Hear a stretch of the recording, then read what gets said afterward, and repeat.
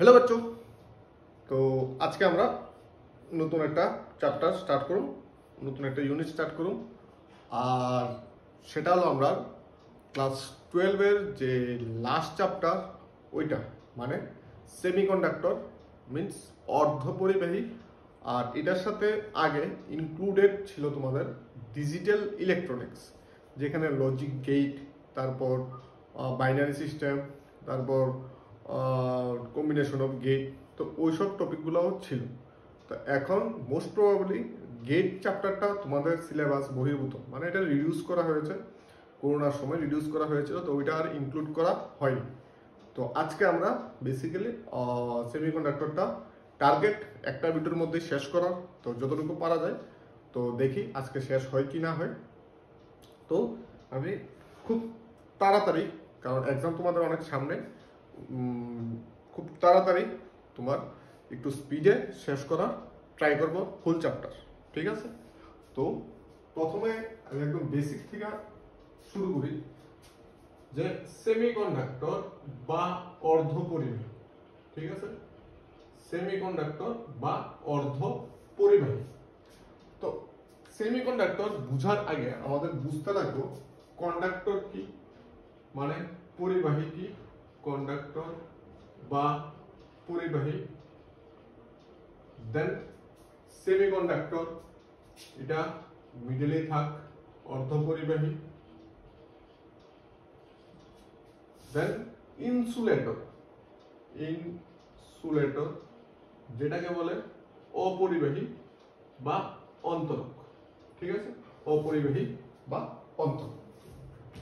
তো আমরা ক্লাস 1-এ তোমার দেখছিলাম যে পরিবাহী আর অন্তরক কাকে বলে। তোমার ইউনিট 1-এ পরিচয় পরিবাহী আর অন্তরক মানে অপরিবাহী। পরিবাহী কি? যার মধ্য দিয়ে তোমার কারেন্ট স্মুথলি পাস হয়, ঠিক আছে? আর অন্তরক হলো যার মধ্য দিয়ে কারেন্ট পাস হয় না, কারেন্ট পাস হয় না। আর অর্ধপরিবাহী হলো এই দুটার মিডল স্টেট, ঠিক আছে? এই দুটার মিডল স্টেট হলো অর্ধপরিবাহী, মানে তার মধ্যে পরিবাহীরও বৈশিষ্ট্য আছে আর অপরিবাহী বা অন্তরকেরও বৈশিষ্ট্য আছে। তো এটা কিভাবে দুইটারই বৈশিষ্ট্য বহন করে বা মাইনা চলে? তো ইন জেনারেলি এটা তোমার তড়িৎ পরিবহন করে না, তার মানে এটা অন্তরকের ক্যাটাগরির মধ্যেই পড়ে। বাট কিছু বিশেষ স্টেট আছে, বিশেষ সিচুয়েশন আছে, যেখানে তাকে আমরা ইলেকট্রিসিটি পাস করাইতে পারি তার ভিতর দিয়ে, মানে তারে আমরা পরিবাহী বানাইতে পারি, ঠিক আছে? তার লেগে সে অনেক সময় করে, আবার দরকার প্রয়োজন মতো সে করেও না। তো তার জন্য সে হলো অর্ধপরিবাহী, মানে অর্ধেক পরিবাহী। তো বিশেষ যে অবস্থা, বিশেষ যে কেস, এটা কি? এটা হলো আমরা উচ্চ বিভব মানে হাই ভোল্টেজ যদি অ্যাপ্লাই করি, তাইলে আর একটা হলো অন্য কিছু যদি আমরা মিক্স করি তার সাথে, ঠিক আছে? অন্য কিছু যদি আমরা তার সাথে মিক্স করি, তাইলে সে তোমার তড়িৎ পরিবহনে অংশ নেয়। এখন বেসিক কোশ্চেন হলো যে পরিবাহীর একটা উদাহরণ আমরা যদি নেই, এটা নিতাম পারি আমরা সোডিয়াম, যার অ্যাটমিক নাম্বার 11, কন্ডাক্টর অপরিবাহী কার্বন, যার অ্যাটমিক নাম্বার 6, আর অর্ধপরিবাহী হলো আমাদের সিলিকন আর জার্মেনিয়াম। তো সিলিকন হলো 14। কোশ্চেনটা হলো সে ইলেকট্রিসিটি পাস করায়, সে ইলেকট্রিসিটি পাস করায় না, সে তার মাঝামাঝি, এরকম রিজনটা কি, তার কারণ কি? এটা বেসিক একটা কোশ্চেন সবার মনে আসতে পারে। তো এটার যদি আমরা তিনটা ইলেকট্রন বিন্যাস করি, তাহলে আমরা এটার আনসারটা খুঁজে পাবো। যেমন ধরো এটা অ্যাটমিক নাম্বার 11, তাহলে 1s2 2s2 2p6 3s1 শেষ। এটা হলো 6, অ্যাটমিক নাম্বার 6, তাহলে 1s2 2s2 2p2 টোটাল 6। সিলিকনের 14, তাহলে 1s2 2s2 2p6 3s2 3p2 2 4 6 10 11 12 13 14। তো দেখা যায় কি সোডিয়ামের ক্ষেত্রে তৃতীয় কক্ষে একটা ইলেকট্রন, সিলিকনের ক্ষেত্রে তৃতীয় কক্ষে 4টা ইলেকট্রন, কার্বনের ক্ষেত্রে দ্বিতীয় কক্ষে 4টা ইলেকট্রন। ঠিক আছে, তো এটার যদি আমরা স্ট্রাকচারে দিই, এই হলো সোডিয়াম নিউক্লিয়াস, তার first orbit, second orbit, third orbit. Third অরবিটে একটা ইলেকট্রন। আর সিলিকনের বেলায় এই হলো আমাদের silicon nucleus, first orbit, second orbit, third orbit. এখানে 4টা ইলেকট্রন। আর কার্বনের first orbit, second orbit, nucleus first second, 4টা ইলেকট্রন। ঠিক আছে, এই হলো 4টা ইলেকট্রন। তো ইলেকট্রন বিন্যাস সিলিকন আর কার্বনের মোটামুটি ভাবে দেখো সেম। ডিফারেন্সটা হলো সোডিয়াম আর এটা সর্ববেশি কক্ষপথে একটা ইলেকট্রন, তার জন্য তাহলে যদি আমরা একটু হিট দেই বা একটু কারেন্ট অ্যাপ্লাই করি, তাহলে ইলেকট্রনটা বার হয়ে যায়, এক্সাইটেড হয়ে বার হয়ে যায়, আর এই ইলেকট্রনটাই তড়িৎ পরিবহনে অংশগ্রহণ করে। ঠিক আছে, আর কার্বনের বেলায় দেখো এই 4টা ইলেকট্রন স্ট্রংলি বাউন্ডেড থাকে, খুব শক্তিশালী বন্ধনে আবদ্ধ থাকে। এটার রিজন আমরা ফিজিক্সের কুলম্বের সূত্র থেকে আমরা পাই, F equals to 1/4 pi epsilon 0 Q1 Q2 by R square। গত রেটের ভিডিওতে এই ফর্মুলাটা আমি বুঝাইছিলাম। তো এখানে দেখা যায় কি চার্জ 4টা, তার মানে কিউর ভ্যালু বেশি, তো ফোর্স অটোমেটিক্যালি বেশি হইব, F proportional to Q1 Q2। Then distance এই ক্ষেত্রে দুইটা অরবিট, দুইটা শুধু অরবিট, তো ডিসটেন্সের সাথে যেহেতু ব্যস্তানুপাতিক, তার জন্য দূরত্ব কম হওয়াতেও বলটা বাড়বে। ঠিক আছে, এই ক্ষেত্রে তোমার নিউক্লিয়াস তার ইলেকট্রনের মধ্যে বলটা অনেক বেশি, আধান বেশি তার জন্য বেশি, দূরত্ব কম তার জন্য বেশি।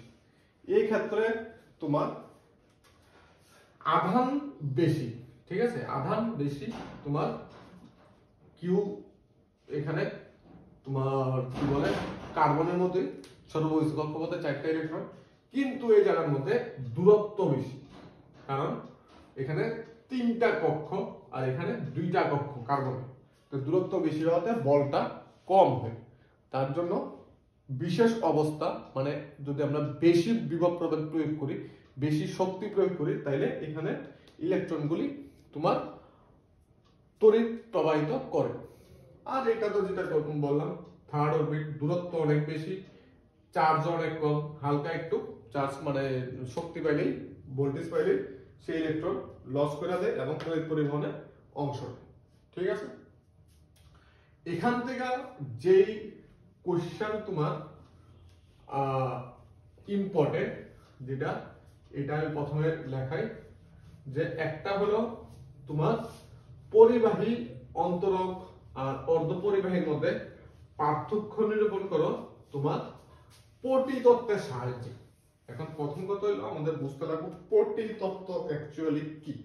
ঠিক আছে, পটি তত্ত্বের সাহায্যে তার মধ্যে পার্থক্য দেখা। তো পটি হলো আমাদের জেনারেলি আমাদের যে কোনো পরমাণু সর্ববহিস্থ কক্ষপত্রে করা হয় যোজ্যতা কক্ষ। ঠিক আছে, আর এর আগের কক্ষরে মানে সর্ববহিস্থ কক্ষের আগের কক্ষরে বলা হয় পরিবহন কক্ষ। ঠিক আছে, তো তুমি যদি একটা সোডিয়ামের টুকরা নাও, ধরো সাপোজ এটাই একটা সোডিয়ামের টুকরা বা এটা একটা প্লাস্টিকের টুকরা, তো এটার মধ্যে তোমার একটা পরমাণু থাকবো না, এটার মধ্যে কোটি কোটি লাখ লাখ পরমাণু থাকবো। প্রত্যেকটা পরমাণুরই সর্ববহিস্থ কক্ষপথে ইলেকট্রন থাকবো। তো প্রত্যেকটা পরমাণু সর্ববহিস্থ কক্ষপথের ইলেকট্রন নিয়ে একটা মেঘের মতো অঞ্চল বা দুহা মতো অঞ্চল একটা গঠন হয়, ওইটাকে আমরা বলি যে পটি। ঠিক আছে, সেই সর্ববহিস্থ কক্ষপথের আগের কক্ষপথের ইলেকট্রনগুলোকে নিয়ে আমরা একটা দুয়ার মতো, যদি আমরা মেঘের মতো যদি একটা অঞ্চল গঠন করি, তাহলে এটাকে বলি আমরা পরিবহন পটি।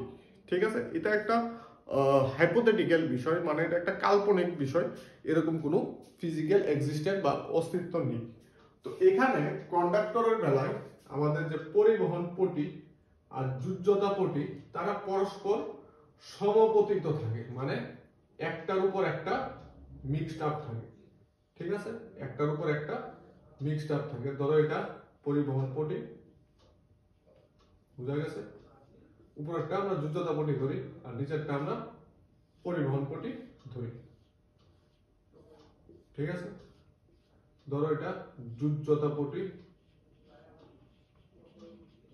আর এটা পরিবহন পটি, পরিবহন পটি। তো এই জায়গার মধ্যে যোজ্যতা পটিও থাকে আবার পরিবহন পটিও থাকে, মানে এই জায়গাটা হলো কমন জায়গা।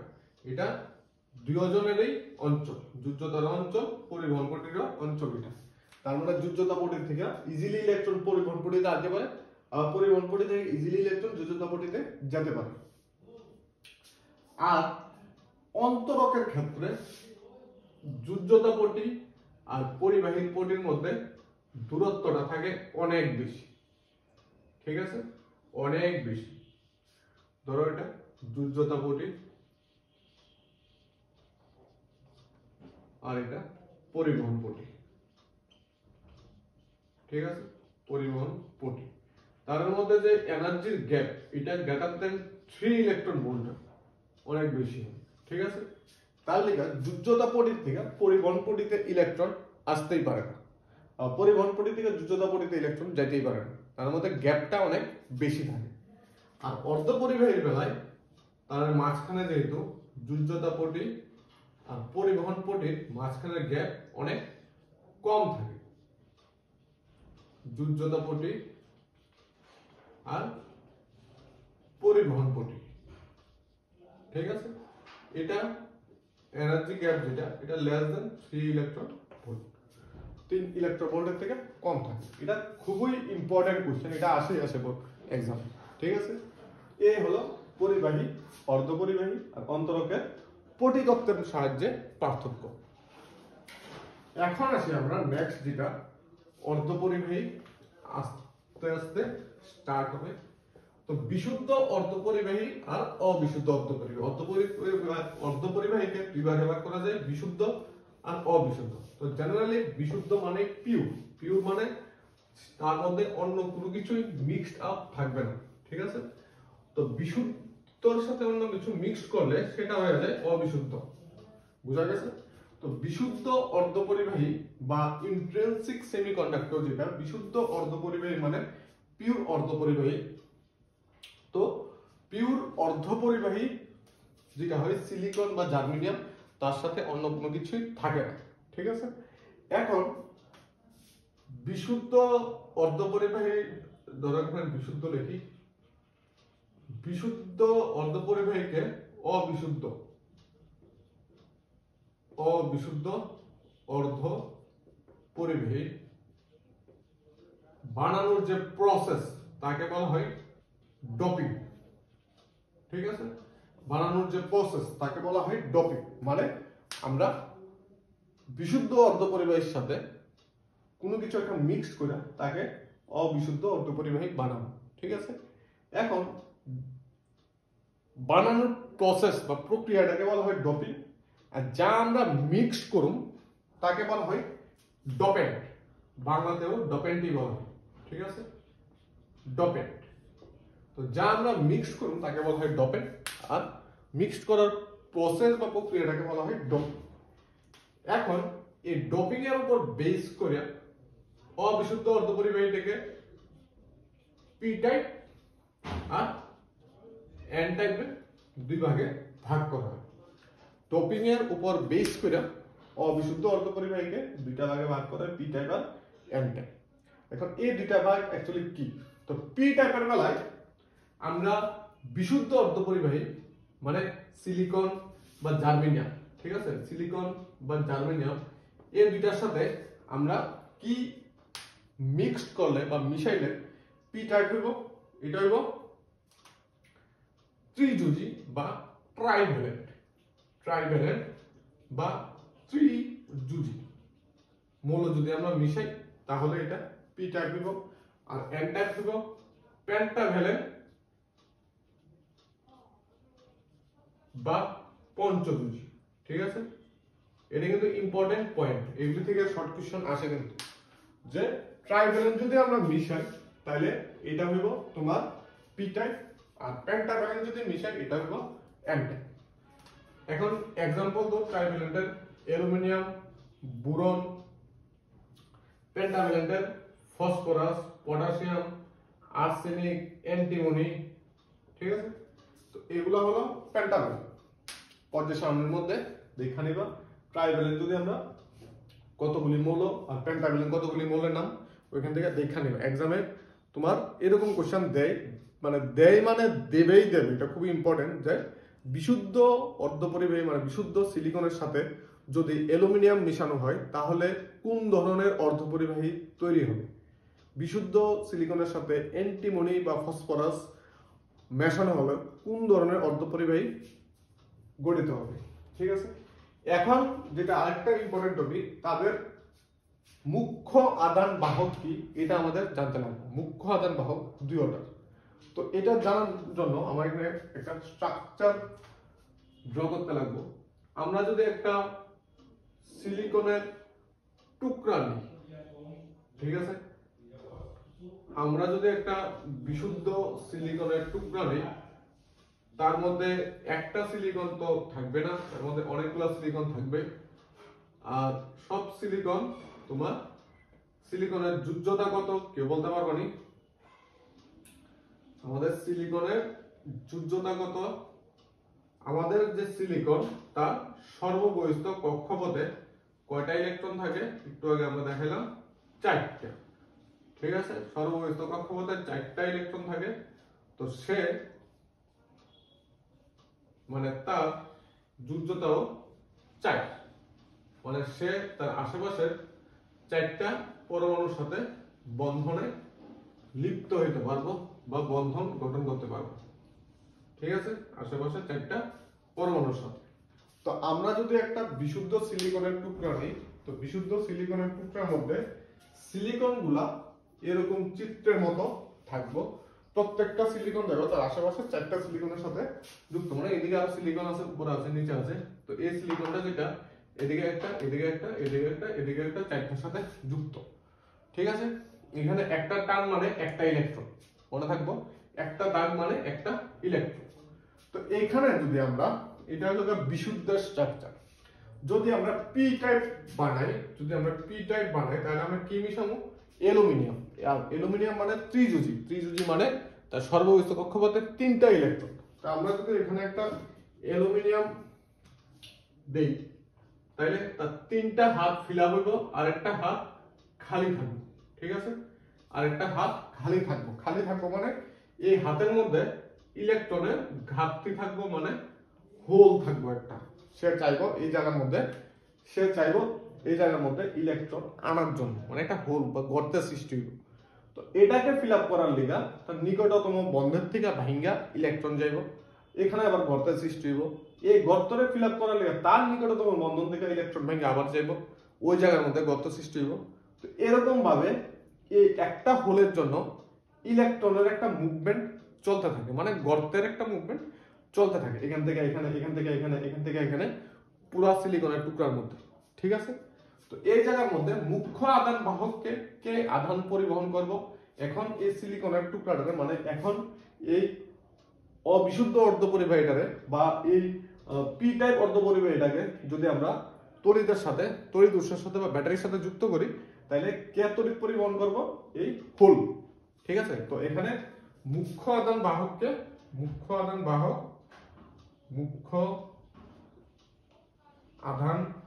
বাহককে হোল, মনে রাখবা, পরীক্ষাতে আসবে, ঠিক আছে। আর পেন্টাভ্যালেন্টের ক্ষেত্রে আমরা কি মিক্সড আপ করব? ফসফরাস। তো ফসফরাস যদি আমরা এখানে মিক্সড আপ করি, তো পেন্টাভ্যালেন্ট যেহেতু তার সর্ববহিস্থ কক্ষে 5টা ইলেকট্রন, কারণ তার যোজ্যতা 5, তো এখানে 4টা ফুলফিল হইব আর একটা ইলেকট্রন এক্সট্রা থাকবে। এটা ফ্রি ইলেকট্রন, মানে এটা মুক্ত ইলেকট্রন, এটা সিলিকনের ভিতর ঘোরাঘুরি করবে। সেম আগের প্রসেসে এই ইলেকট্রনটা নিকটতম বন্ধনে আয়াসেরা খুঁজা দিব, হে ইলেকট্রনরে বাইর করে দিব আর হে ঢুকবো, ঠিক আছে। হে ঢুকবো আর এখানে ইলেকট্রনরে বাইর করে দিব, হে গেছে আবার আরেকটা যন্ত্রণা দিব, হেরে বাইর করে দিব, হে ঢুকবো। এরকম ভাবে এন টাইপের ক্ষেত্রে একটা ইলেকট্রনের মুভমেন্ট চলতে থাকে, আর এই ইলেকট্রনটাই তোমার তড়িৎ পরিবহনে অংশ নেয়। তার জন্য এন টাইপের ক্ষেত্রে মুখ্য আধান বাহক হলো তোমার মুখ্য আধান বাহক হলো আমাদের ইলেকট্রন, ঠিক আছে।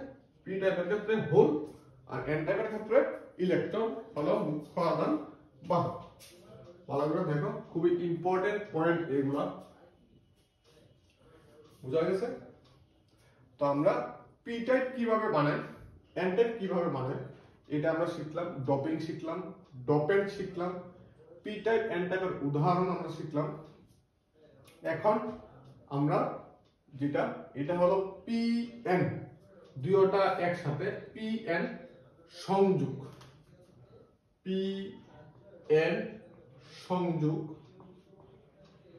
বা পি এন ডায়োড, ঠিক আছে। এটাকে পি এন সংযোগ বা পি এন ডায়োডও বলা হয়। তো পি এন সংযোগ বা পি এন ডায়োড এই জিনিসটা আবার কি? এই জিনিসটা হলো এটার মধ্যে পি এবং এন দুইটাই থাকে। মানেটা কি? মানেটা হলো একটা বিশুদ্ধ সিলিকনের টুকরা আমরা নিলাম, নিয়ে সেটা তার এক সাইডে আমরা কি করলাম, পি টাইপ করলাম, আর তার অন্য সাইডে আমরা এন টাইপ করলাম। তার মানেটা কি? আমরা এক সাইডে কি মিক্স করুন, অ্যালুমিনিয়াম বা বোরন ত্রিযুজি মূলক, আরেক সাইডে আমরা কি মিক্স করুন, পেন্টাভ্যালেন্ট মানে আর্সেনিক, অ্যান্টিমনি, ফসফরাস ইত্যাদি। তো একটা সিলিকনের টুকরার মধ্যেই দুই দিকে দুইটা টাইপ যদি আমরা করি, মানে একটা একদিকে পি টাইপ একদিকে এন টাইপ, তাহলে এটা আমাদের হয়ে যাবে পি এন জাংশন বা পি এন ডায়োড, ঠিক আছে। তো আমরা একটা সিলিকনের টুকরা নিলাম, নিয়ে এক সাইড আমরা করলাম পি টাইপ, এক সাইড করলাম আমরা এন টাইপ, তাহলে এটা হয়ে যাবে আমাদের পি এন জাংশন, ঠিক আছে। এটার যে সিম্বল এরকম, এটার এই সাইডটাকে বলা হয় পি, এই সাইডটাকে বলা হয় এন। যদি মনে না থাকে, মনে রাখার একটা সিম্পল বুদ্ধি, এটার যদি আমরা এদিকে বাড়াই তো এটা দেখতে পির মতো, তো এই দিকটা পি, আর নেগেটিভ সাইন দেখতে এরকম, এটা 90 ডিগ্রি রোটেট করলে মানে 90 ডিগ্রি ঘুরিয়ে দিলে এরকম হয়ে যায়। তো এটা নেগেটিভ সাইনের মতো, তার জন্য এটা এন, এটা পির মতো, তার জন্য এটা পি টাইপ, ঠিক আছে। তো আলটিমেটলি এটা হয়ে যায় এরকম, এদিকেরটা পি, এদিকেরটা এন। এই হলো আমাদের পি এন জাংশন বা পি এন সংযোগ বা পি এন ডায়োড। এখন এটার মধ্যে আছে তোমার বায়াস, একটা ইম্পর্টেন্ট টপিক যেমন ডপিং, এখানে হলো কি বায়াসিং, বায়াসিং বা বায়াস, ঠিক আছে, বায়াস। তো এই বায়াসিং এর উপর বেস করে এটাকে ভাগ করে সম্মুখ বায়াস, সম্মুখ বায়াস বা ফরওয়ার্ড বায়াস, ফরওয়ার্ড বায়াস, আরেকটা হলো রিভার্স বায়াস, রিভার্স বায়াস বা বিপরীত বায়াস, বিপরীত বায়াস। একটা সম্মুখ বায়াস আর একটা বিপরীত বায়াস, ঠিক আছে। তো সম্মুখ বায়াস আর বিপরীত বায়াস জিনিসটা কি? তো এখানে আমাদের ডায়োডের একটা সাইড পি একটা সাইড এন, ঠিক আছে। তো আমরা প্রথমে সম্মুখ বায়াসটা ডিসকাস করি। যদি তোমার এ হলো পি এন, এক সাইড পি এক সাইড এন, পি যদি আমরা ব্যাটারির পজিটিভের সাথে আর এন যদি আমরা ব্যাটারির নেগেটিভের সাথে, ব্যাটারির লম্বা ডান্ডা যেটা এটা পজিটিভ আর বাইটটা যেটা এটা নেগেটিভ। তো এখানে পি যদি পজিটিভের সাথে এন যদি নেগেটিভের সাথে কানেক্ট হয় তখন তাকে বলা হয় সম্মুখ বায়াস। আর যদি তোমার পি যদি অপোজিটটা আর কি, পি যদি নেগেটিভের সাথে আর n যদি পজিটিভের সাথে কানেক্ট হয় তাহলে এটা হইব রিভার্স বায়াস। ঠিক আছে, এটা হইব রিভার্স বায়াস, নেগেটিভ পজিটিভ। এখন কোশ্চেনে যেটা আসবো মোস্ট ইম্পর্টেন্ট কোশ্চেন, যে সম্মুখ বায়াস বা রিভার্স বায়াস একসাথে বলবে যেটা কোনো একটা ডায়োডের বৈশিষ্ট্য লেখ অঙ্কন কর, মানে সম্মুখ বায়াস আর বিপরীত বায়াস ভোল্টেজের সাথে তড়িৎ প্রবাহ মাত্রা কিভাবে পরিবর্তিত হয় তার লেখচিত্র অঙ্কন করা। মোস্ট ইম্পর্টেন্ট কোশ্চেন, এক্সামে আসবেই আসবে। ঠিক আছে, তো প্রথমে আমরা ভি ভার্সেস আই, একদিকে ভোল্টেজ আর একদিকে কারেন্ট, এক্স অক্ষ বরাবর ভোল্টেজ আর ওয়াই অক্ষ বরাবর কারেন্ট আমরা ডিনোট করব একটা ভুজ আর খুঁটি, মানে এক্স অক্ষ আর ওয়াই অক্ষ বরাবর ভি আর আই আমরা দিলাম। এখন প্রথম আমরা ফরওয়ার্ড বায়াসটা দেখি। তো আমরা যখন প্রথমে এখানে 0 ভোল্টেজ থেকে আস্তে আস্তে যখন ভোল্টেজ বাড়াতে স্টার্ট করব, তখন কি হইব, মাঝখানের যে ব্যারিয়ার, এই মাঝখানের যে ব্যারিয়ার বা পার্টিশনটা, ওইটার জন্য তোমার ইলেকট্রন হোল যাইতে পারতো না। পি টাইপ মানে কি, তার মধ্যে হোল বেশি। এন টাইপ মানে কি, তার মধ্যে ইলেকট্রন বেশি। ঠিক আছে, দেখবা মুচ্ছা নিছি, পি টাইপের মুখ্য আধান বাহক হোল আর এন টাইপের মুখ্য আধান বাহক ইলেকট্রন। এখন ব্যাটারি পজিটিভ টার্মিনাল মানে কি, তার মধ্যে আমরা যদি সোডিয়াম থেকে ইলেকট্রন বার করে নিই তাহলে এটা হয়ে যায় Na প্লাস। তো প্লাস মানে কি, লেগ অফ ইলেকট্রন, মানে ইলেকট্রনের ঘাটতি। তো পজিটিভ মানে তার মধ্যে হোল, নেগেটিভ মানে তার মধ্যে ইলেকট্রন। ঠিক আছে, আবার আমি বুঝাই, এই জায়গাটা একটু কনফিউজ করতে পারে। পি মুখ্য আধান বাহক হোল, এটা আমি বুঝাই আসছি। তো এখানে থাকবে হোল, এন এর মুখ্য আধান বাহক ইলেকট্রন, এখানে থাকবে ইলেকট্রন। ঠিক আছে, কেন থাকবে এটা আমি একটু আগে বুঝিয়ে দিচ্ছি। ব্যাটারি পজিটিভ মানে তার মধ্যে হোল, নেগেটিভ মানে তার মধ্যে ইলেকট্রন। কেন, সিম্পলি সোডিয়াম থেকে যদি একটা ইলেকট্রন আমরা বার করে নিই তাহলে Na প্লাস হবে। ঠিক আছে, Na প্লাস হবে। তো প্লাস মানে ইলেকট্রন আমরা বার করে দিছি, তো মানে ইলেকট্রন বার করা মানে তার মধ্যে হোল আছে। ঠিক আছে, এই হলো ডায়াগ্রাম। এখন দেখো, আমরা যদি 0 ভোল্টেজ থেকে আস্তে আস্তে বাড়াইতে থাকি তাহলে এখানে ব্যাটারির মধ্যে হোলের আধিক্য বাড়তে থাকবে। ঠিক আছে, এখানে ইলেকট্রনও বাড়তে থাকবে। তো হোলগুলা এখানে গিয়া তার চেম্বারে গিয়ে জমা হইব, এই চেম্বারে জমা হইব, হোল বাড়তে থাকবো, ইলেকট্রনও বাড়তে থাকবে। এখন এই মাঝখানের ব্যারিয়ারের জন্য তারা মিলতে পারতো না বা তারা পাস হতে পারতো না। তো হালকা একটু ভোল্টেজ দিলেই কি হয়, এই ব্যারিয়ারটা ভাঙা যায়। ঠিক আছে, ব্যারিয়ারটা ভাঙা যায়, ভাঙা ইলেকট্রনগুলো এদিকে আসতে স্টার্ট করে। কারণ ইলেকট্রন হলো একটা ফিজিক্যাল কোয়ান্টিটি, হোলের কিন্তু বাস্তবে কোনো অস্তিত্ব নেই। হোল হলো একটা জায়গা থেকে ইলেকট্রন যদি সরে যায়, ওটার যে ঘাটতি ওটাকে আমরা হোল বলি, কিন্তু হোলের কিন্তু বাস্তবে কোনো অস্তিত্ব নেই। তো ইলেকট্রনগুলো সব এদিকে আসবো, তো কারেন্ট এদিকে পাস হবে, মানে পি থেকে এন এর দিকে কারেন্ট সবসময় পাস হয়। মনে রাখবো, কারেন্ট পাস হয় P to N, current pass হয় পি টু এন সবসময়। তো কারেন্ট পাস হবে। তো প্রথমে যদি আমরা 0 ভোল্টেজ থেকে কারেন্ট পাস হয় না, আস্তে আস্তে যখন আমরা ভোল্টেজ বাড়াই তখন কারেন্ট পাস হয়। তো গ্রাফটা হয় এরকম। আর এই জায়গাটাকে বলা হয় নি ভোল্টেজ। ঠিক আছে, এই জায়গাটা ধরতে পারো 0.3 ভোল্ট বা 0.7 ভোল্ট। ঠিক আছে, এরকম থাকে মাঝখানের ওই ব্যারিয়ারটারে ভাঙনের লিখা। ঠিক আছে, তারপর কারেন্ট স্মুথলি পাস হয়, তার জন্য গ্রাফটা এরকম ভাবে উপরের দিকে উঠেছে। এখন রিভার্স বায়াসে দেখো, রিভার্স বায়াসে কি হয়, এটা তো সেম, পি মানে হোল, এন মানে ইলেকট্রন, এখানে নেগেটিভ মানে ইলেকট্রন, পজিটিভ মানে হোল। ঠিক আছে, তো আমরা যদি ভোল্টেজ যদি আস্তে আস্তে বাড়াই তাহলে এখানে সেম ইলেকট্রনের ঘনত্ব বাড়বো, হোলের ঘনত্ব বাড়বো। তো এখানে হোল, এখানে ইলেকট্রন, এখানে ইলেকট্রন, এখানে হোল।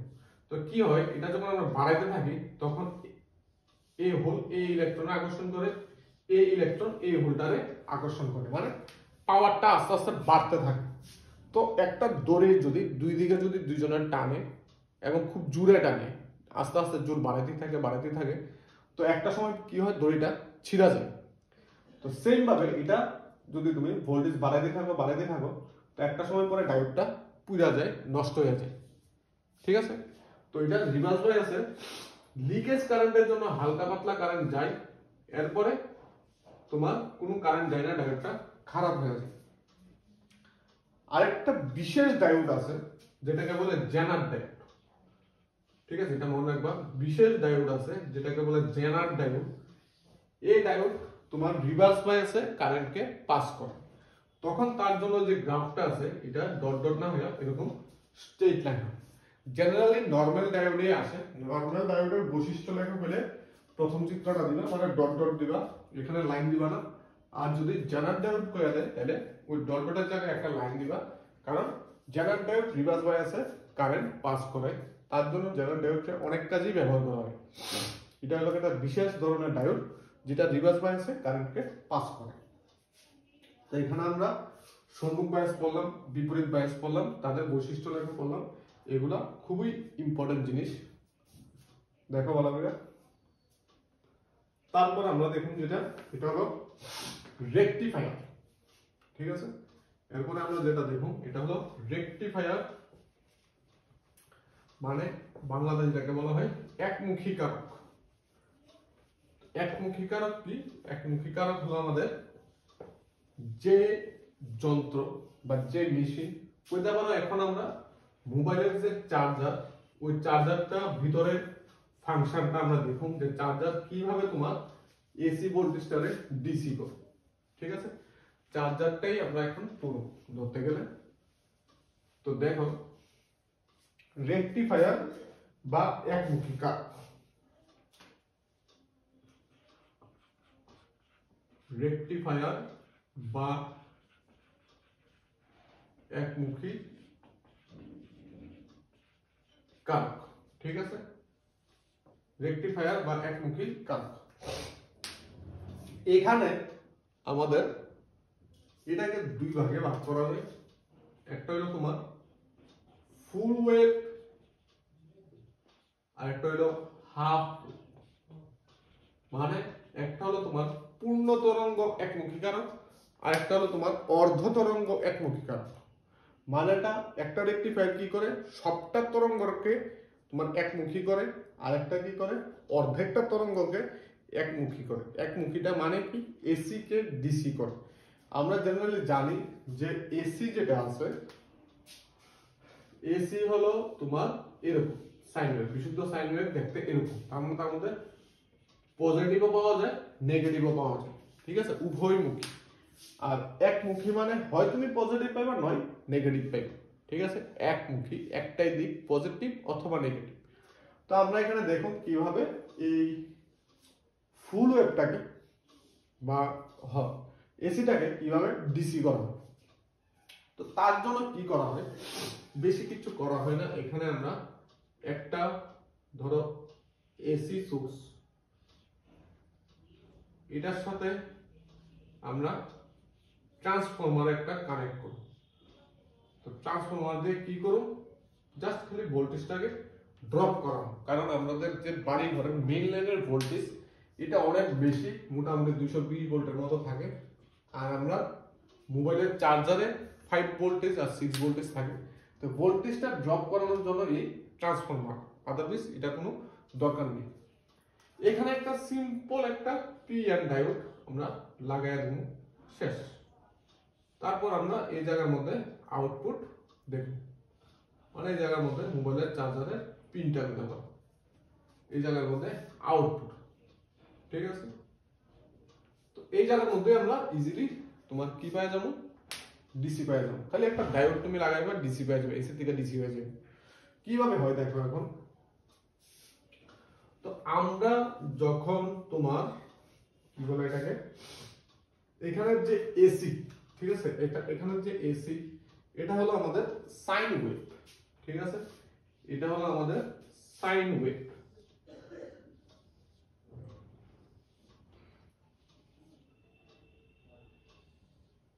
মানে এরকম ভাবে সাইন ওয়েভ হলো এটা।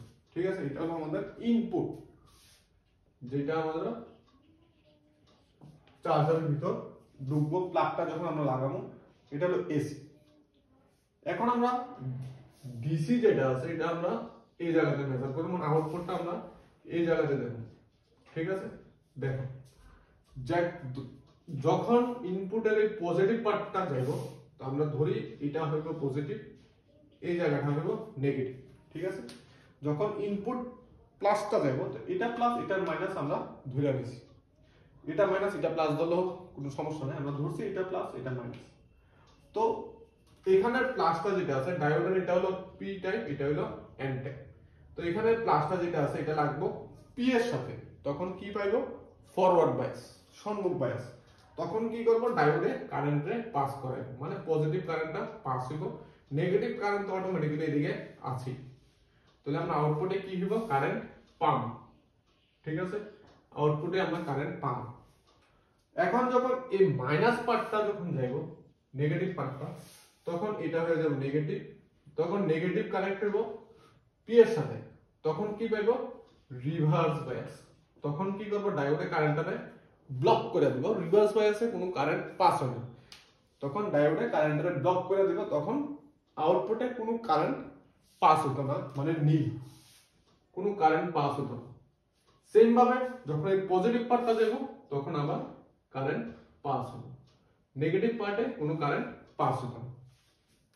তো দেখো নেগেটিভ পার্টটা ব্লক হয়ে গেছে, তো যাইতাছে শুধু পজিটিভ পার্টটা, এবং এখানে টোটাল সবটা তরঙ্গের অর্ধেকই একমাত্র পজিটিভ বা একমুখে রূপান্তরিত হয়েছে। তার জন্য এটাকে বলা হয় হাফ ওয়েভ রেকটিফায়ার বা তোমার অর্ধ তরঙ্গ একমুখীকরণ। কারণ এটা সবটা তরঙ্গের কেবলমাত্র অর্ধেক পার্টকেই তোমার কি করেছে, রূপান্তরিত করেছে। ঠিক আছে, সেকেন্ড যখন ফুল ওয়েভ, যখন আমরা দেখুন ফুল ওয়েভ, হাফ ওয়েভ কিন্তু শেষ। ঠিক আছে, ফুল ওয়েভের বেলায় এখন আমরা ফুল ওয়েভ ডিসকাস করব, একটার মধ্যে আমি দেখাই দিই। ফুল ওয়েভের বেলায় ফিগার সেম থাকবো, জাস্ট এখানে খালি আরেকটা এক্সট্রা ডায়োড লাগাই দিব, এতটুকু, আর কোনো কাজ নেই। ঠিক আছে, ফুল ওয়েভের ক্ষেত্রে নিচে একটা এক্সট্রা ডায়োড, নাম দেওয়া দিব এটাকে D1 ডায়োড 1, এটা ডায়োড 2। এখন দেখো, তো এখানে ধরো আমরা ফুল ওয়েভেরটা মেজার করব। তো আমরা এখন পজিটিভ পার্টের সময়, ইনপুটের পজিটিভ পার্টের সময় পজিটিভ পি এর সাথে, তাইলে নেগেটিভটা থাকবে এদিকে, নেগেটিভটা এদিকে ব্লক হয়ে যাবে, তো তোমার কারেন্ট পাস হবে, পজিটিভ কারেন্টটা পাস হইব। নেগেটিভ পার্ট যখন যাইব, এটা হয়ে যাবে নেগেটিভ আর এটা হয়ে যাবে পজিটিভ, তখন এই পজিটিভটা এই ডায়োডের পি এর সাথে কানেক্ট হইব, তখন কারেন্ট এদিকে পাস হইব। আগে কারেন্ট এদিকে পাস হতো আর নেগেটিভের সময় কারেন্ট এদিকে পাস হইব। তো নেগেটিভ পার্টের বেলায় আমরা কারেন্ট পাবো, পজিটিভ পার্টের বেলায় আমরা কারেন্ট পাবো, মানে পজিটিভে পাবো নেগেটিভে পাবো। তো এখানে হলো তোমার দুইটাই পাবো। তো এখানে সবটা তরঙ্গেই আমার এক মুখে রূপান্তরিত হয়েছে। এখানে দেখো নেগেটিভ পার্টটা ব্লক আর পুরাটা তরঙ্গই আমরা আউটপুটে পাবো। তার জন্য এটাকে বলা হয় ফুল ওয়েভ রেকটিফায়ার, ফুল ওয়েভ বা পূর্ণ তরঙ্গ, আর এটা হলো হাফ ওয়েভ বা অর্ধ তরঙ্গ। ঠিক আছে, এটা তো কোশ্চেন ত্রিপুরা বোর্ডে মাস্ট বি, মানে আইবই, সিবিএসসি তো আই এটা। আরেকটা যেটা এখান থেকে ছোট্ট কোশ্চেন আছে, এটা একটু মনে রাখবেন, ট্রিকি কোশ্চেন। তোমাকে বলা থাকবো যে একটা পূর্ণ তরঙ্গ একমুখী কারকের ইনপুট ধরো 50 হার্জ, 50 হার্জের জায়গায় 100 দিতে পারে, 140 দিতে পারে, 20 দিতে পারে, যা খুশি দিতে পারে। কয়া দিল যে তোমার একটা অর্ধ তরঙ্গ একমুখী কারকের ইনপুট ফ্রিকোয়েন্সি যদি 50 হার্জ হয়, আউটপুট ফ্রিকোয়েন্সি কত? যদি অর্ধ তরঙ্গ কয়, এটারে অর্ধেক করে দিবা, মানে 25 হার্জ। আর যদি পূর্ণ তরঙ্গ কয়, তাহলে 50 হার্জ হলে আউটপুট 50 হার্জ, কারণ এটা সবটারে রূপান্তরিত করে। বুঝা গেছে? অর্ধেক কইলে এটারে অর্ধেক করে দিবা, যে একটা অর্ধ তরঙ্গ একমুখী কারকের যদি ইনপুটের ফ্রিকোয়েন্সি বা কম্পাঙ্ক যদি 50 হার্জ হয়, তাহলে আউটপুটের ফ্রিকোয়েন্সি বা কম্পাঙ্ক কি, অর্ধ তরঙ্গ করলে অর্ধেক করে দিবা, পূর্ণ তরঙ্গ করলে যা আছে এজ ইট ইজ তা লিখে দিবা। এই হলো আমাদের রেকটিফায়ার বা একমুখী কারক। তারপরে আমাদের এইটার মধ্যে আর একটা থিওরি বেস কোশ্চেন আছে, তো মুস্তে আমি একটু কইয়া দিই। কোশ্চেনে বললো যে এই যে রেকটিফায়ার বা ডায়োড, ঠিক আছে, জেনারেলি রেকটিফায়ার বা ডায়োডের ক্ষেত্রে আমরা জার্মেনিয়ামের তুলনায় সিলিকনকে বেশি প্রেফার করি কেন? ঠিক আছে, আমি যে বুঝাইতাছি ম্যাক্সিমাম ক্ষেত্রে কিন্তু সিলিকন দিয়ে বুঝাইতাছি। তো জার্মেনিয়াম আর সিলিকন দুটোই অর্ধপরিবাহী, তার মধ্যে সিলিকনটাকে বেশি প্রেফার করা হয় কেন? আচ্ছা, সিলিকনটাকে বেশি প্রেফার করা হয় কারণ দুটোটা অর্ধপরিবাহী, ঠিক আছে, কিন্তু জার্মেনিয়ামের ক্ষেত্রে বিপরীত পাই আছে যে লিকেজ কারেন্টটা হয়। আমি যে লিকেজ গ্রাফের মধ্যে একটু বুঝো জায়গা রেখা আমি গ্রাফটা ড্র করছিলাম, মানে লিকেজ কারেন্ট, হালকা পাতলা কারেন্ট যেটা লিকেজ হয় জার্মেনিয়ামের ক্ষেত্রে হয় তোমার 10 টু দি পাওয়ার -6 অ্যাম্পিয়ার, আর সিলিকনের ক্ষেত্রে হয় 10 to the power -9 ampere.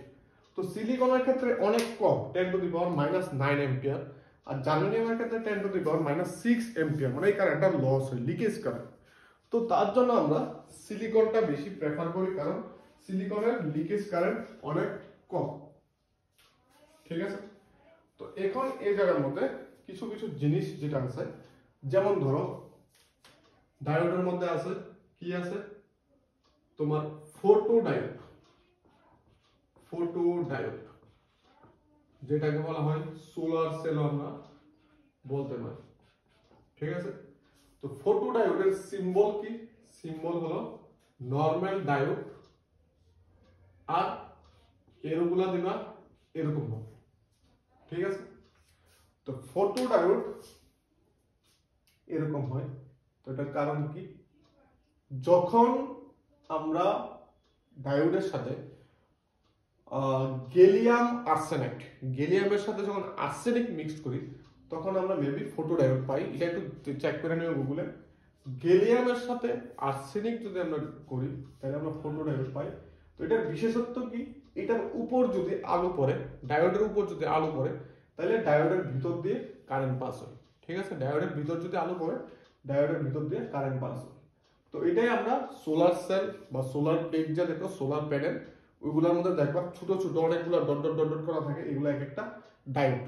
Current খুব কম যায় কিন্তু অনেকগুলা ডায়োড, হাজার হাজার লাখ লাখ ডায়োড শ্রেণী সমবায়ে রাখলে কারেন্ট অনেক বাইরে যায়।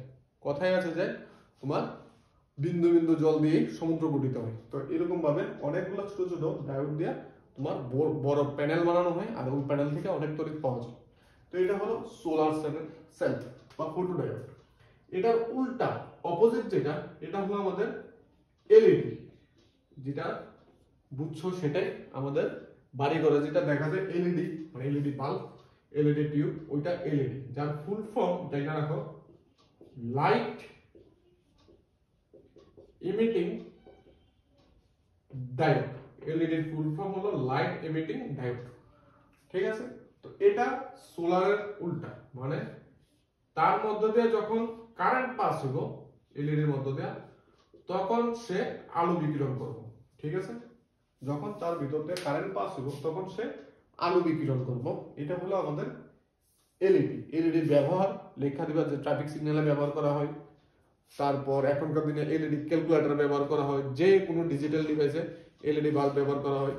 তো এগুলো ব্যবহার দেখা দিই। তারপর যেটা জেনার ডায়োড, জেনার ডায়োড, এটা হলো মেইন টপিক। যেটা জেনার ডায়োডের সিম্বলটা দেখাই দিই, নরমাল ডায়োডের মতই এরকম, বাট এটা এদিকে এরকম টান, ঠিক আছে। এই হলো সিম্বল, এটা সেমি পিএন। এই টার্মগুলি দিয়ে বোঝায় যে সে রিভার্স হয়ে আছে, কাজ করে, বুঝা গেছে। জেনার ডায়োডের সিম্বল এরকম, সে রিভার্স হয়ে আছে, কাজ করে। তার গ্রাফ আমি আগে দেখাই দিছি। এখন তাকে রিভার্স হয়ে আছে যে কাজ করে, তার জন্য তাকে ভোল্টেজ নিয়ন্ত্রক হিসাবে ব্যবহার করে। মোস্ট ইম্পর্টেন্ট ব্যবহার যেটা মনে রাখবো, ভোল্টেজ স্টেবিলাইজার, স্টেবিলাইজার বা ভোল্টেজ নিয়ন্ত্রক, ঠিক আছে, মানে ভোল্টেজটাকে নিয়ন্ত্রণ করে। এটা একটা খুব ইন্টারেস্টিং গল্প বলি। আমাদের আগে তোমরা তোমাদের প্যারেন্টসকে বা মা বাবাকে জিজ্ঞাসা করবা যে ভারী ঘরে স্টেবিলাইজার আছে নি, মনে থাকবে নিওয়ার্ডটা স্টেবিলাইজার, আমি এখানে লিখে দিচ্ছি স্টেবিলাইজার, ঠিক আছে। তো তারা যদি কেউ যারা অনেকদিন পরে শুনবো তারা হইতে পারে একটু অবাক হইব যে তোমরা এই নামটা কোথা থেকে শুনছো, কইছে স্যারে কইছে যে বাড়িতে স্টেবিলাইজার আছে নি দেখাই না। তো অনেকের বাড়িতে স্টোর রুমে থাকতে পারে স্টেবিলাইজার, অনেকের বাড়িতে আবার নাও থাকতে পারে। এটা অনেক আগের জামানাতে, মানে আমি যখন ছোট আসলাম তখন প্রায় ধরো 25 বছর এরকম স্টেবিলাইজার 25 বছর আগে ছিল, ঠিক আছে। আমি স্টেবিলাইজার দেখছি, এটা এতটুকু বড় একটা মেশিন।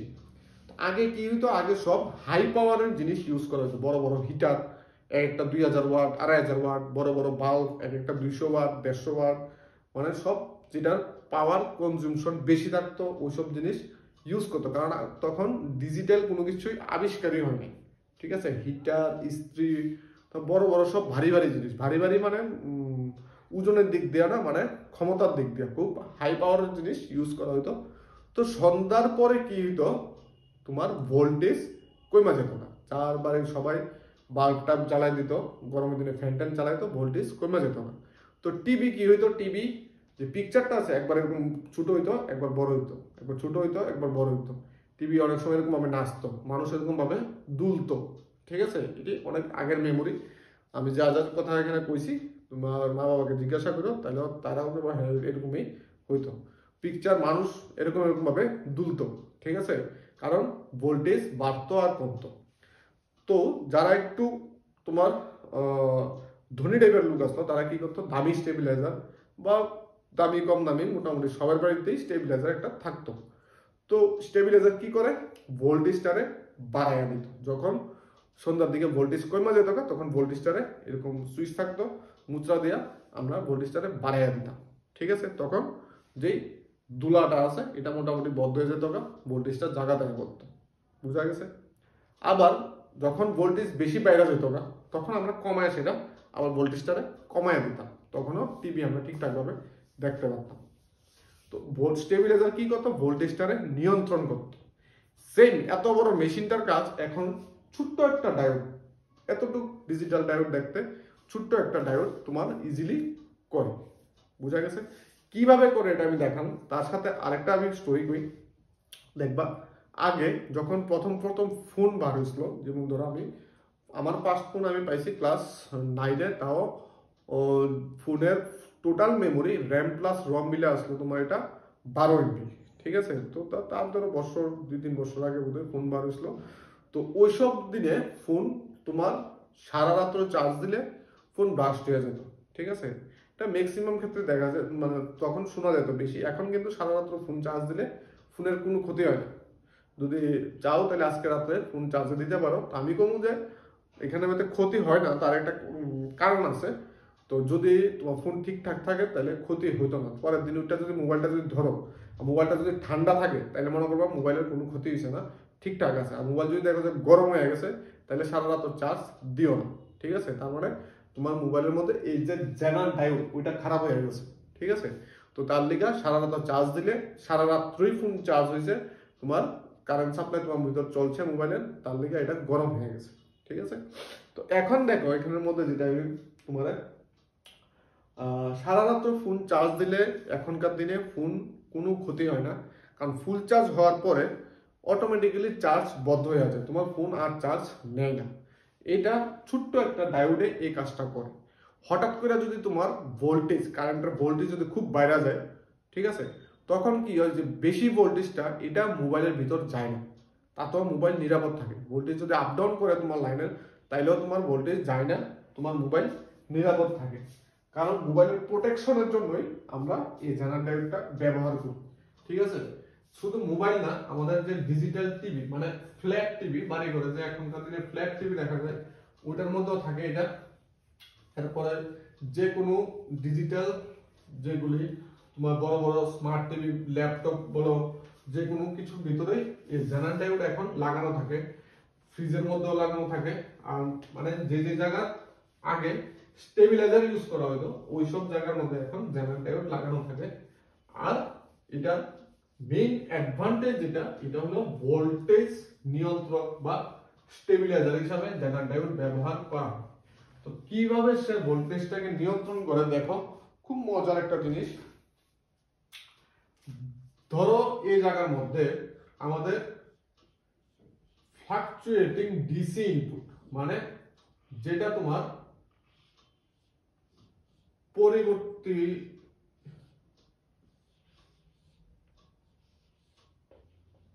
যেটা তোমার চেঞ্জ হতেছে। ফ্লাকচুয়েটিং ডিসি ভোল্টেজ মানে তোমার ভোল্টেজটা বাড়ে কমে, কোনো ঠিক ঠিকানা নেই, ঠিক আছে। এর আগে আমরা ওই একমুখী কারকটা লাগানো আছে। তো তোমার বাড়ি ঘরের যখন মেইন ভোল্টেজ বাড়বো কমবো, ঠিক আছে, তখন একমুখী কারকের যে আউটপুট আসলো, এটা ধরো এই জায়গাটা, এটা কি করব, ভোল্টেজটা বাড়বো কমবো।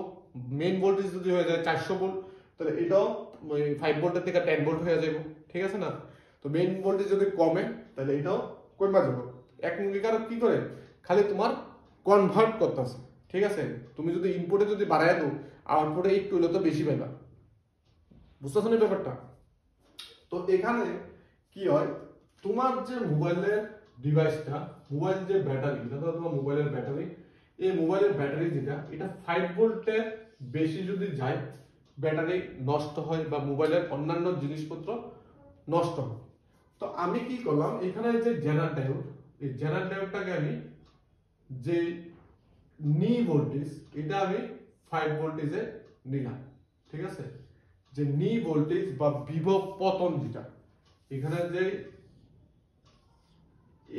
এই জায়গাটা, ঠিক আছে, এই যে দর জায়গাটা নি ভোল্টেজ করা হয়, কে এন ই, নি ভোল্টেজ, এটা আমরা নিলাম 5 ভোল্টেজে। মানে 5 ভোল্টেজের পরে সে রিভার্স বায়াসে কারেন্ট পাঠানো স্টার্ট করে দিল।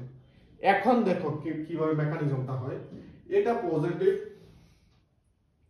হ্যাঁ এটা পজিটিভ ব্যাটারি বড় ডান্ডা, এটা এন টাইপ, এটা পি টাইপ, রিভার্স বায়াসে আছে। তো যখন তোমার ভোল্টেজ 0 ভোল্টের থেকে আস্তে আস্তে বাড়বো, ধরো এটা 0 টু 10 ভোল্টেজের মধ্যে এটা আপ এন্ড ডাউন করতেছে, বাট তোমার যে মোবাইল, এটা 5 ভোল্টের বেশি গেলে ক্ষতিগ্রস্ত হবে। তো এটা যখন 0 থেকে 5 অবধি যাইব, বা যে কোনো 0 থেকে 5 ভোল্টেজ অবধি যে কোনো মানের ভোল্টেজ থাকবো, তখন সে রিভার্স বায়াসে কাজ করব। এদিকে কিন্তু কারেন্ট যাইতো না, কারণ রিভার্স বায়াসে কারেন্ট পাস হয়, এই জায়গাতে কারেন্ট পাস হয় না। তখন সবটা কারেন্টই ব্যাটারির মধ্যে যাইব, ব্যাটারিকে চার্জ করব। এখন হঠাৎ করে সাডেনলি তার ভোল্টেজটা বাইরে 6 ভোল্ট হয়ে গেল, বা 7 ভোল্ট হয়ে গেল, বা 10 ভোল্ট হয়ে গেল, যা খুশি হোক, তখন কি হইব, এই জায়গাটা কিন্তু ক্রস হয়ে যাইব। তখন সে রিভার্স বায়াস পাওয়া যাব, রিভার্স বায়াসের ভোল্টেজও পাওয়া যাব।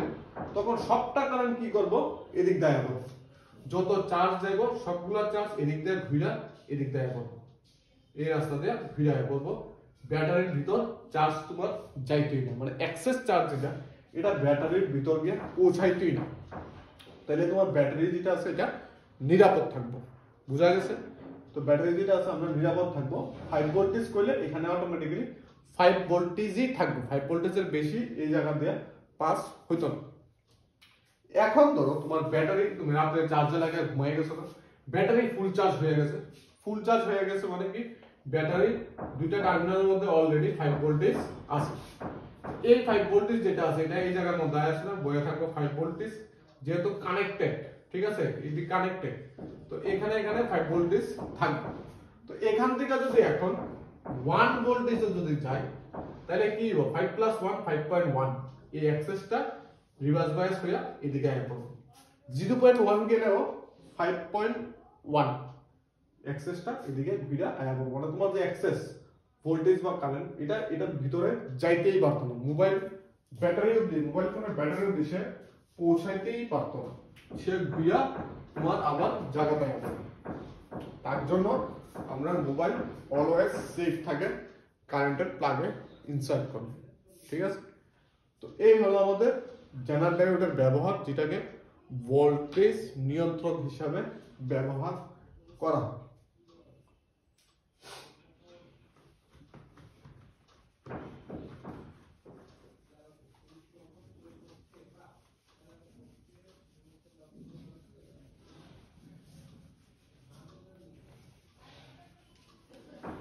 বোঝা গেছে? এই হলো আমাদের পিএন জাংশন। এখান থেকে যেগুলো পড়াইলাম খুব ভালো করে দেখবা, খুবই ইম্পর্টেন্ট জিনিস, এগুলি এক্সামে আসে। পিএন সংযোগ বুঝাইলাম। এখন দেখো ট্রানজিস্টর, এটা বেসিক ডেসক্রিপশন দিয়ে দিই। ট্রানজিস্টর এটা সিলেবাসে বোধহয় নাই তোমাদের, ঠিক আছে? সিলেবাসে বোধহয় নাই, তবে ছোট্ট একটা বেসিক আইডিয়া। ট্রানজিস্টর একটু দেখে নিও, চেক করে নিও। ট্রানজিস্টর জিনিসটা কি? তো ট্রানজিস্টর হলো আমাদের একটা ছোট্ট, ধরো এই 5 মিনিটের লেকচার, এটা একটু বুঝা রাখো, যে আবার অ্যাডভান্সে আসে এটা থেকে। তো তোমরা সিলেবাসে দেখে নিও, থাকতে পারে আবার নাও থাকতে পারে, আমি কনফিউজ। তো ট্রানজিস্টরের মধ্যে থাকে তোমার 3টা, পিএন এর মধ্যে থাকে যেমন 2টা, ট্রানজিস্টরের মধ্যে থাকে 3টা। এটা সিলিকনের টুকরা নিয়ে তার দুই সাইড ধরো তুমি করলা পি টাইপ, মাঝখানে একটা এন টাইপ। একটা সিলিকনের টুকরা নিয়ে তার দুই সাইড করলা তুমি এন টাইপ, মাঝখানে একটা পি টাইপ। তাহলে ট্রানজিস্টর কি হইব? পিএনপি ট্রানজিস্টর আর এনপিএন ট্রানজিস্টর। তো ট্রানজিস্টরের টাইপস হয়ে গেল 2টা, একটা হলো পিএনপি, একটা হলো এনপিএন, ঠিক আছে? তো ট্রানজিস্টরের 3টা টার্মিনাল থাকে, 3টা টার্মিনালের 3টা নাম আছে। একটা হলো তোমার এমিটার মানে ই, এমিটার। মিডল একটা হয় সবসময় বেস বা ভূমি, আর একটা হয় কালেক্টর, ঠিক আছে? বেস মানে ভূমি, কালেক্টর মানে সংগ্রাহক,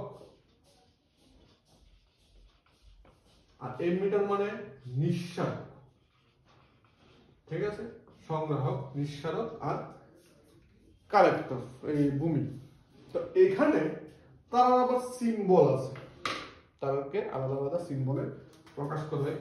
সিম্বল দুইটা তোমার দেখতে এক্সাক্ট সেম, ঠিক আছে?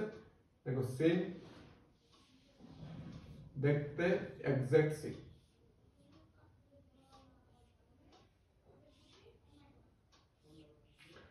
এখানে ই বি সি, এটাও তুমি দিতে পারো ই বি সি। তো জাস্ট খালি একটা এরর ডিফারেন্সে আমরা এনপিএন আর পিএনপি ট্রানজিস্টরকে চিনতাম পারি। কিভাবে চিনতাম পারি? তো আমি আগেই বলছিলাম কারেন্ট সবসময় যায় পিক থেকে এন এর দিকে, তার ডাইরেকশন থাকে পিক থেকে এন এর দিকে। তো পিএন এর ক্ষেত্রে পিএনপি এই ট্রানজিস্টরের ক্ষেত্রে পিক থেকে এন এর দিকে, মানে এরোটা থাকবো ভিতরের দিকে, পিক থেকে এন এর দিকে মানে এদিকে, তো এর এরো থাকবো এদিকে। তো হেয়ার ফিগার এটা, হেয়ার ফিগার এটা। দেখো পিক থেকে এন এদিকে, তার জন্য এটা এদিকে, পিক থেকে এন এদিকে, তার জন্য এরোটা এদিকে। এই হলো 2 প্রকার ট্রানজিস্টর, মানে পিএনপি আর এনপিএন ট্রানজিস্টরের তোমার চিত্র, ঠিক আছে? এখন আরেকটা সার্কিট আমি দেখাই দিই, যেটা এক্সামে আসে, যে এনপিএন বা পিএনপি ট্রানজিস্টরের কিছু কনফিগুরেশন আছে, common base, common emitter, common collector. তো আমরা যে ট্রানজিস্টর আছে ওই ট্রানজিস্টর ইউজ করে আমরা কি করতে পারি? আমরা যে কোনো কিছু বিবর্ধন করতে পারি। যেমন আমাদের উফার তো নাম শুনছো, বা জেবিএল বক্স কি করে সাউন্ডটারে অনেক বাড়ায়া দেয়। তো আমরা ওইসব জায়গার মধ্যে এই অ্যাম্পলিফায়ারের মধ্যে আমরা এই ট্রানজিস্টর ইউজ করি, যেটা শব্দটারে অনেক গুণ বাড়ায়া দেয়। সেম জিনিসটাই থাকে, শব্দের মধ্যে অন্য কিছু অ্যাড হয় না, কিন্তু এটা অ্যাম্পলিটিউডটা অনেক বাড়ায় দেয়, বিস্তার অনেক বাড়ায় দেয়, পাওয়ার অনেক বাড়ায় দেয়। তো আমি একটা কমন কনফিগারেশন বা সাধারণ নিঃসারকের একটা সার্কিট তোমাদেরকে একটা সেটা দেখাই, যে ট্রানজিস্টর কোন কাজে ব্যবহার করা হয়। এটার থেকে এই সার্কিটটা আগে তোমার এক্সামে প্রায়ই আসতো। তো এখানের মধ্যে সার্কিটটা একদম ইজি সার্কিট। এটা প্র্যাকটিক্যালও থাকে, যখন উপরে হাই স্টাডি করবা তখন প্র্যাকটিক্যাল পাইবা। এটা স্কুলের প্র্যাকটিক্যালও এটা থাকতো আগে, এখন আমি ডাউটে আছি দেখি সিলেবাস বহির্ভূত না সিলেবাসে আছে। তো প্রথমে আমরা একটা ট্রানজিস্টর এখানে ড্র করলাম, এই হলো ট্রানজিস্টর ই বি সি। ঠিক আছে, এখন এমিটারের মধ্য দিয়ে কারেন্ট মাপার জন্য এখানে আমি একটা মাইক্রো এমিটার লাগাইলাম। যেহেতু কমন সিই কমন এমিটার, তাইলে এটা হলো ই আর এটা হলো সি। ঠিক আছে, তো কালেক্টর কারেন্ট মাপার জন্য আমরা এখানে একটা মাইক্রো এমিটার লাগাইলাম। আর এটা যেহেতু কমন এমিটার, তাই এটা সবটার সাথে কমন এবং এটা গ্রাউন্ডেড, মানে মাটির সাথে কানেক্ট। বেস কারেন্ট মাপার জন্য এটা মিলি অ্যাম্পিয়ার। বেস কারেন্ট খুব কম যায়, বেস কারেন্ট মাপার জন্য মাইক্রো অ্যাম্পিয়ার। বেস আর অ্যাম্মিটারের মধ্যে ভোল্টেজ মাপার জন্য আমরা এখানে একটা ভোল্টমিটার V1 কানেক্ট করব। কালেক্টর আর অ্যাম্মিটারের মধ্যে ভোল্টেজ মাপার জন্য আমরা একটা এখানে V2 ভোল্টমিটার কানেক্ট করব। এখন এই সার্কিটটা কিভাবে চলবে, আমরা যদি ভোল্টেজই না দিই তাহলে এখানে আমরা একটা ভোল্টেজ দিলাম যেটাকে VBE বেস এমিটার ভোল্টেজ বা VBBও নাম দিতে পারো। এই পার্টটাকে সচল বা কাজ করার জন্য আমরা এখানে একটা ভোল্টেজ দিতে লাগবো, এটাকে আমরা দিই VCC। ঠিক আছে, এটাকে আমরা দিই VCC। Circuit complete. কালেক্টরের ভিতর যে কারেন্ট যাইব এটার নাম দিবা IC।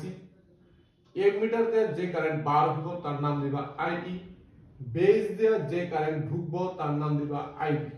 ঠিক আছে, এখানে মাইক্রো অ্যামিটার দিয়ে আমরা বেস কারেন্টটা মাপব, এখানে মিলি অ্যামিটার দিয়ে আমরা কালেক্টর কারেন্টটা মাপব। এখন এই জায়গাটায় ধইরা এই যে বাঁ দিকের পার্টটা, এটাকে নাম দেওয়া হয় ইনপুট পার্ট, মনে রাখবেন। আর এই জায়গাটার ডান দিকেরটার নাম দেওয়া হয় আউটপুট পার্ট। ঠিক আছে, এখানের মধ্যে কিছু জিনিস আছে, এগুলো জানিয়ে রাখো। কারেন্ট গেইন মানে প্রবাহ বিবর্ধক, কারেন্ট গেইন বা প্রবাহ বিবর্ধক যেটাকে বলে আলফা। ঠিক আছে, আলফা, যেটাকে আলফা ধরা হয়, এটা হলো গেইন বা বিবর্ধক মানে আউটপুট বাই ইনপুট। ঠিক আছে, আউটপুটে কি পাইতাছো, বিনিময়ে ইনপুটে কি দিতাছো, দুইটা রেশিও হলো তোমার বিবর্ধক। তো এখানে আউটপুট হলো IC, ইনপুট হলো IB, তাহলে এটা হলো IC বাই IB। এই হলো তোমার কারেন্ট গেইন। আরেকটা যেটা আছে বিটা, এটাকে কারেন্ট গেইন বলা হয়। এটা হলো তোমার IE বাই IB।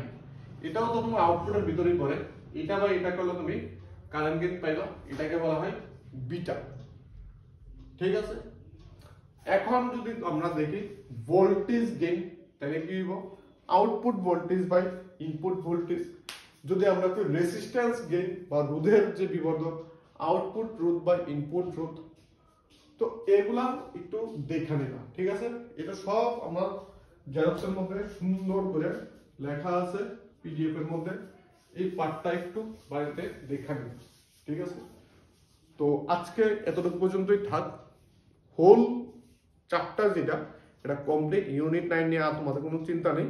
এখান থেকে 6-7 নাম্বার আশা করি কমন আয় পাবো। ঠিক আছে, তো আশা করি যে 3-4টা ভিডিও আমি দিলাম বা 3-4টা লেকচার আমি করাইলাম, ওইটার থেকে তোমাদের 5 মার্ক অ্যাটলিস্ট উঠে যাবে। তারপরে কোনো ডাউট থাকলে আমাদের হোয়াটসঅ্যাপে করতে পারো বা কমেন্ট করে জানাইতে পারো, আমি যতটুকু পারি আরও সাহায্য করি। আর যদি সময় থাকে আমি আরেকটা ভিডিওর মধ্যে অন্য একটা চ্যাপ্টার ডিসকাস করে দেবো বা তোমাদেরকে ক্লাস আমি করাই নেব সামনাসামনি যদি সম্ভব হয়।